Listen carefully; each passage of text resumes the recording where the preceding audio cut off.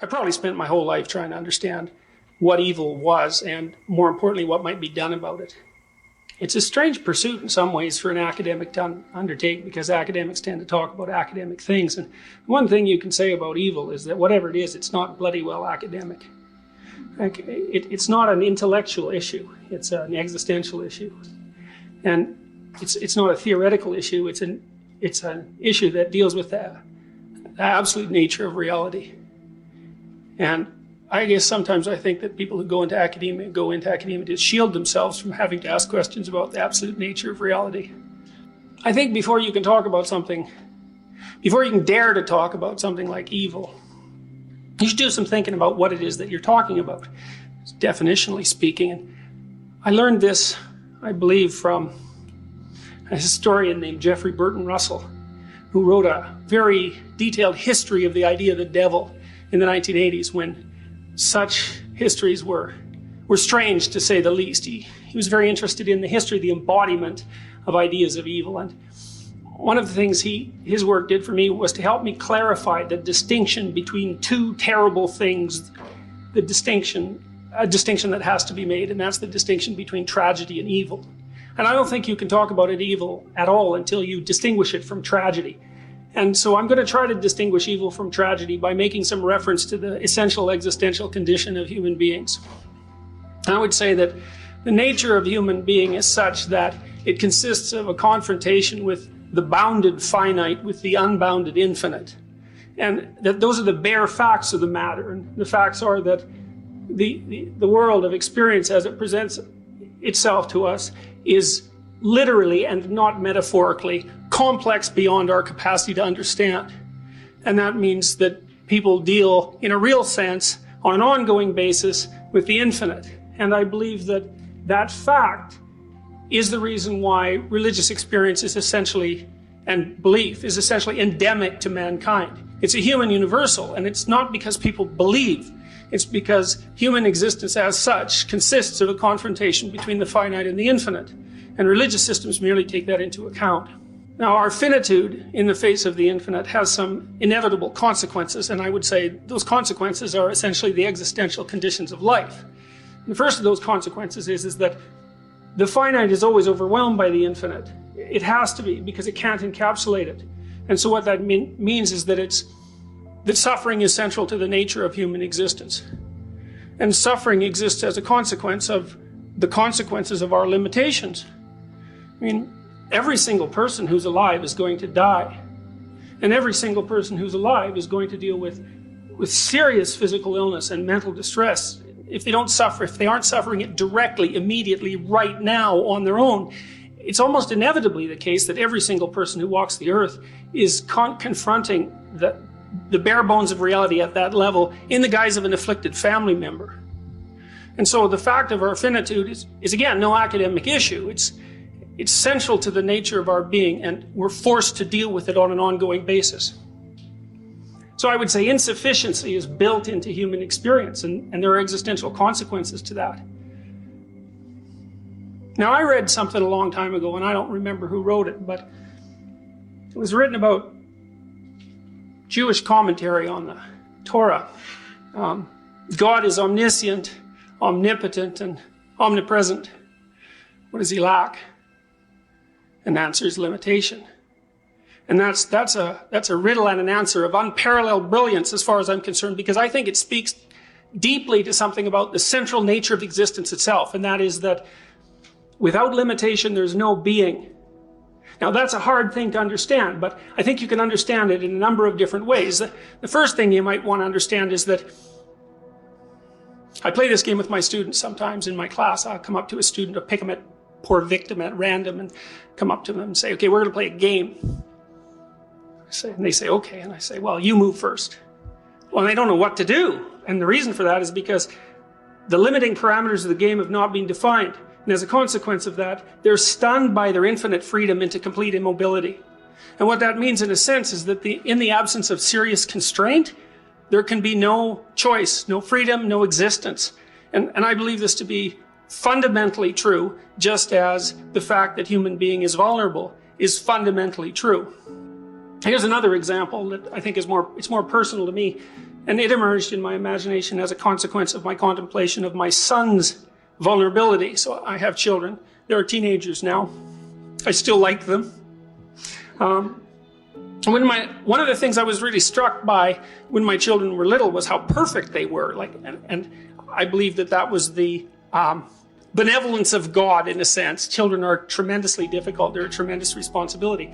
But they're so perfect, and they manifest that perfection in such a remarkable way that's the payment for taking on the responsibility of bringing them into being and caring for them. And the thing about being a parent is that the vulnerability of people is made manifest to you in a way that was never the case prior to that. And it's haunting and it's beautiful, but it's also exactly right in a way. And I was thinking, well, look at my son. He's a little kid, and you got to chase after him all the time. He can get sick. People hurt him. People are going to be mean to him. He's going to be disappointed in his life.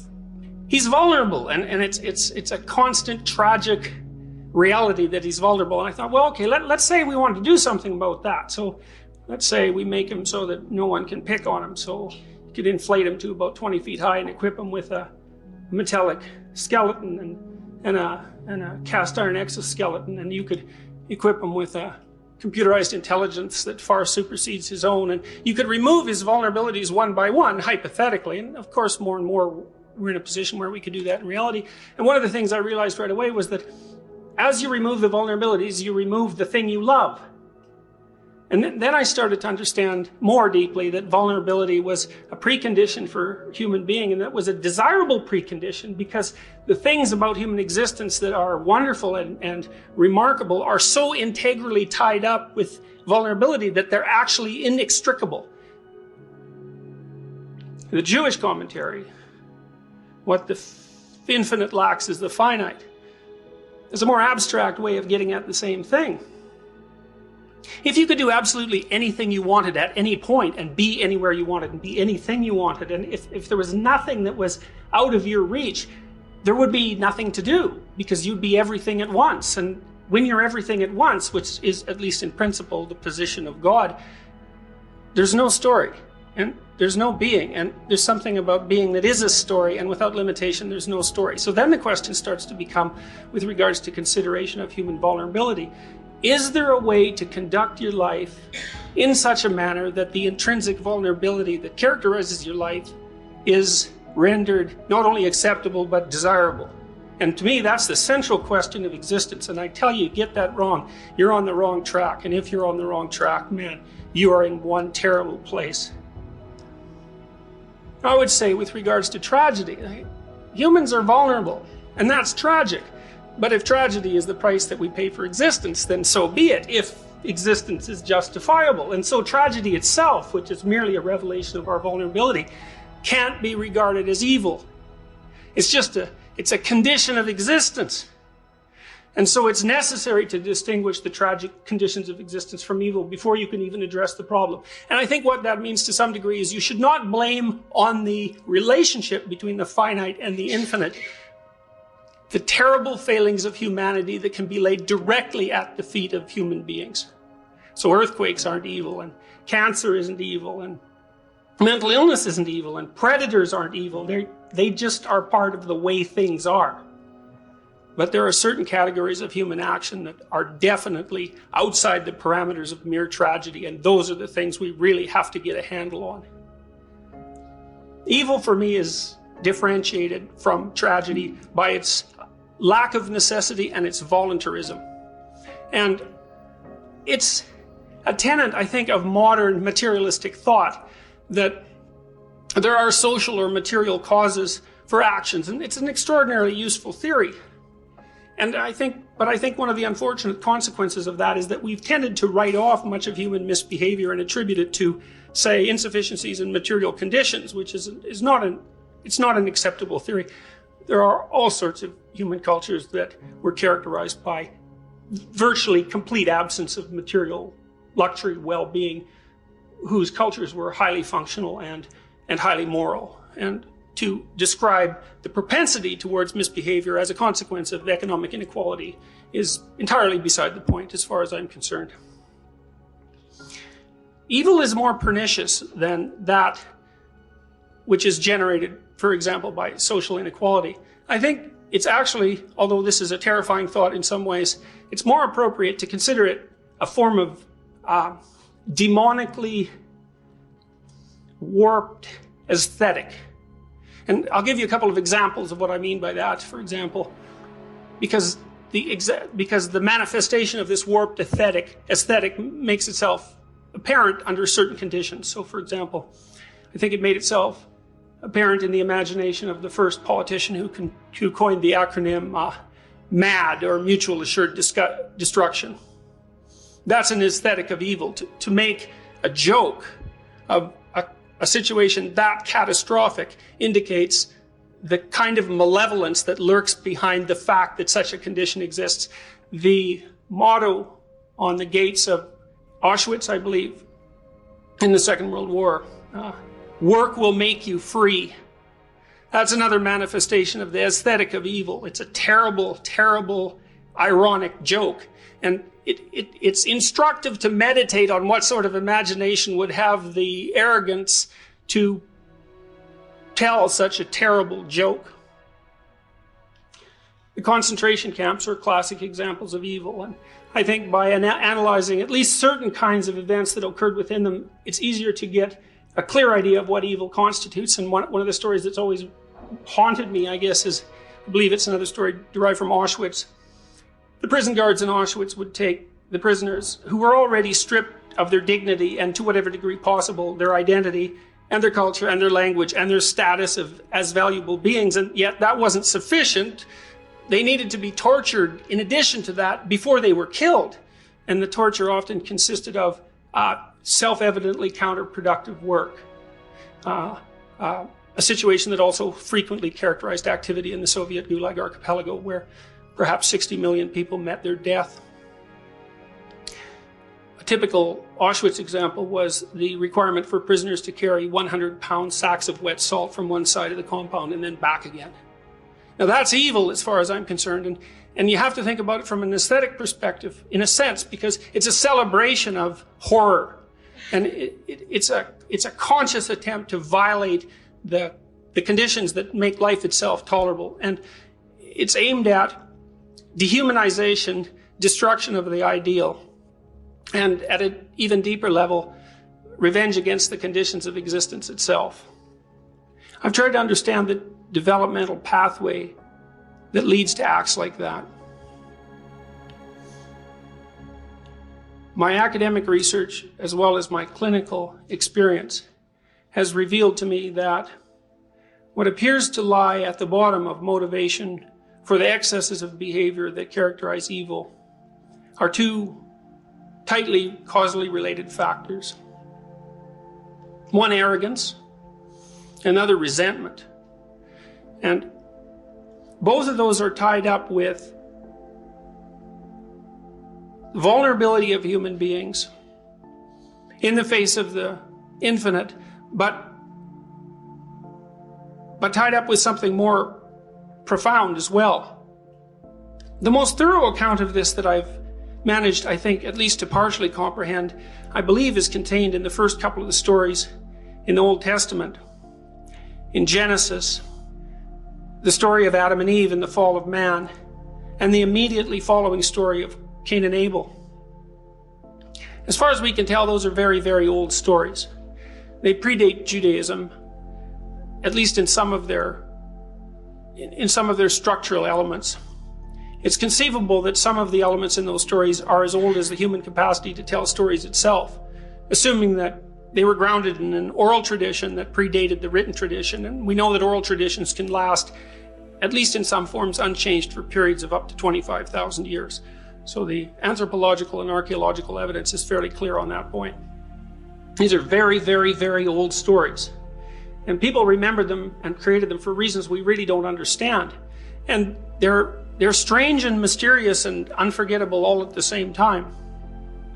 The story of Adam and Eve, as far as I can tell, is the story of the coming of consciousness, the coming of self-consciousness to mankind. And I think that the human self-consciousness is what separates us from animals. in Genesis, there's an insistence that when Adam ate the apple that Eve offered to him, the scales fell from his eyes, and the first thing that he realized was that he was naked. And what that seems to me to mean is that, I think it means, first of all, that women make men self-conscious. And I think there's ample reason to presume that, and there's good evolutionary reasons for suggesting why that might be the case. Because sexual selection among human beings has been a primary force of evolutionary development, and sexual selection in human beings is primarily conducted by women. So, for example, as Roy has pointed out in his address to the APA a few years ago, and I hope I get this right, twice as many of your relatives were women as men. And that means that women are more frequently reproductively successful than men, and that they reject most men.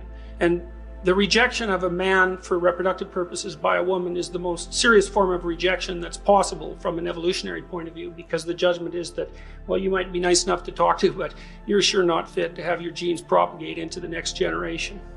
So it's no wonder that women can make men self-conscious, and I think there's some reason to presume that it's the sexual selection forces that women placed upon men that drove rapid human cortical evolution and the development of self-consciousness. Now that's a leap, and there's no way I can justify that in the course of this particular talk, but I think there is good reason to presume that it's the case. In Genesis, human beings become self-conscious, and the first thing that happens to them is that they realize they're naked, and then the next thing that happens to them is they develop the moral sense to tell the difference between good and evil. And it's a very strange thing, because in some sense, before a creature is self-conscious, there is no distinction between good and evil, because as I said before, a predator is not evil, it's just a predator.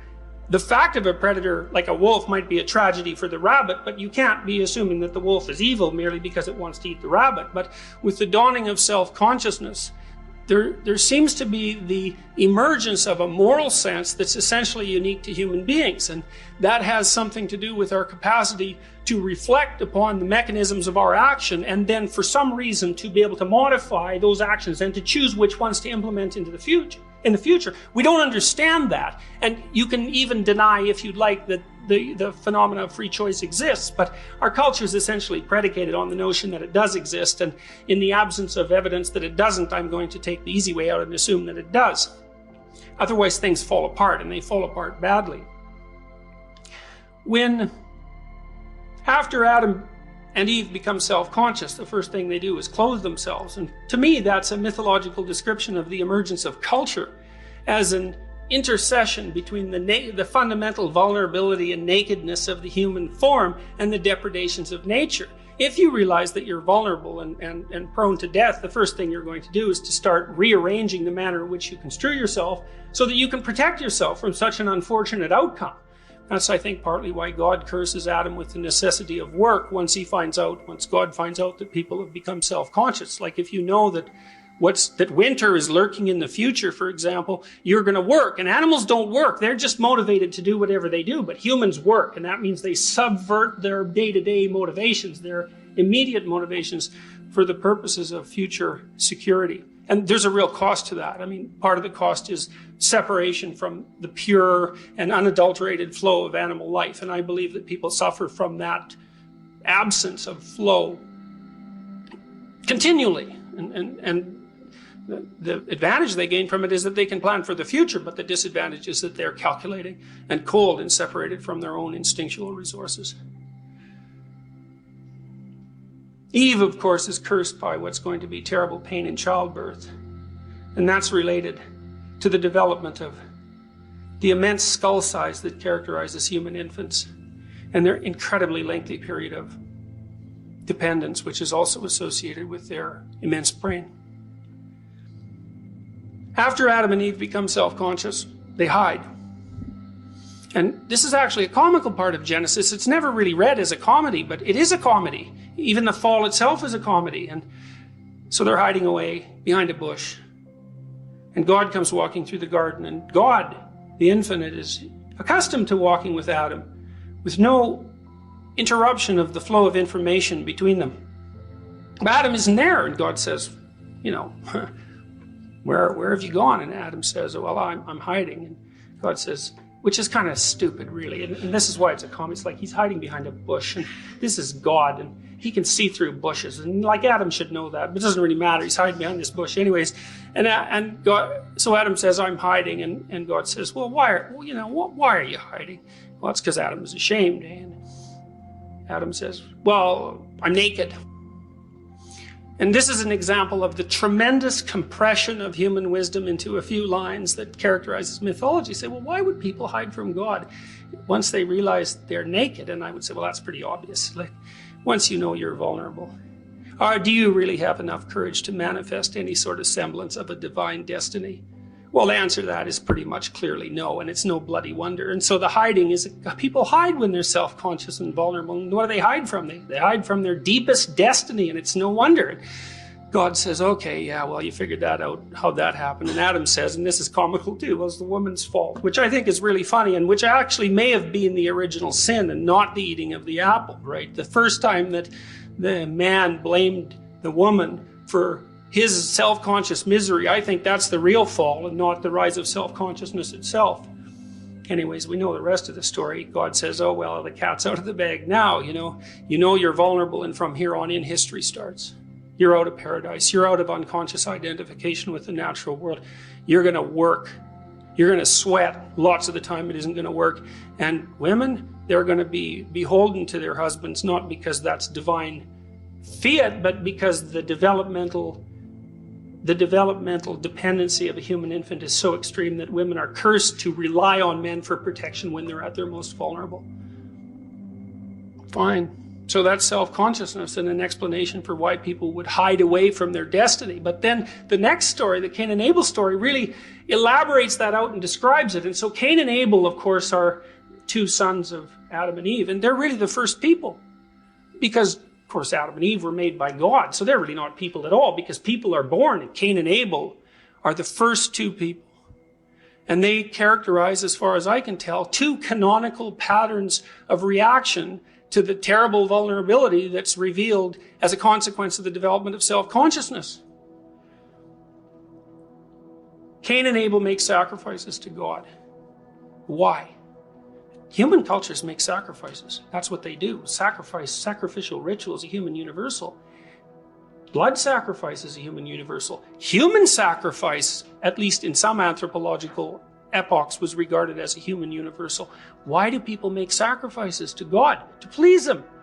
It seems like a mystery to modern people. I ask my students, what sacrifices did you make to go to university? Well, they can answer that in 0.2 of a second.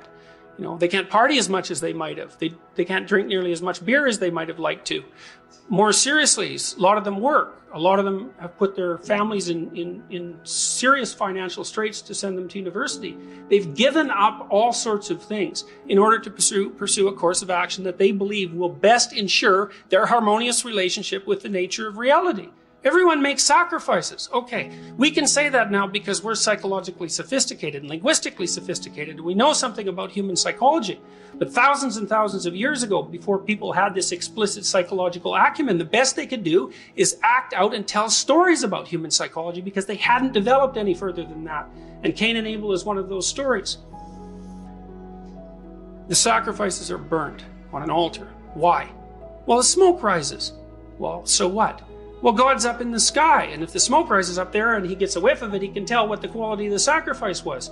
And you can laugh about that, and you can think about it as primitive, but it's not primitive. It's artistic, and it's beautiful, and it's accurate. And here's why: is because before the invention of the electrical light, and maybe before the invention of fire, and the closest a human being could ever get to direct confrontation with the absolute unknown was to look up at the night sky.